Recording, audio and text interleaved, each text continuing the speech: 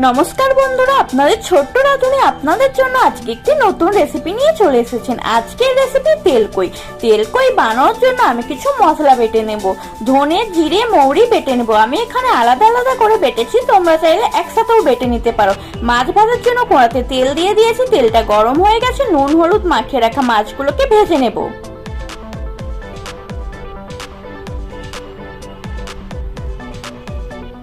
মাছটা ভাজা হয়ে গেছে, মাছটাকে তুলে নেব। ওই তেলে ফোড়ন দিয়ে দেবো, তেজপাতা, শুকনো লঙ্কা, 5 ফোড়ন, বেটে রাখা মশলাগুলো দিয়ে দেবো।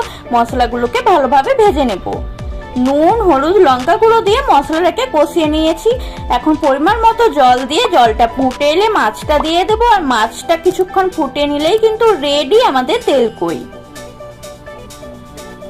আর তেলকইটা দেখতে যেমন সুন্দর, খেতে তো তেমনই টেস্টি হয়েছিল। আর তোমাদের আজকে রেসিপিটা কেমন লাগলো অবশ্যই জানিও। ভালো লাগলে like, share, comment and subscribe করো। দেখা হচ্ছে নতুন কোনো রেসিপি নিয়ে।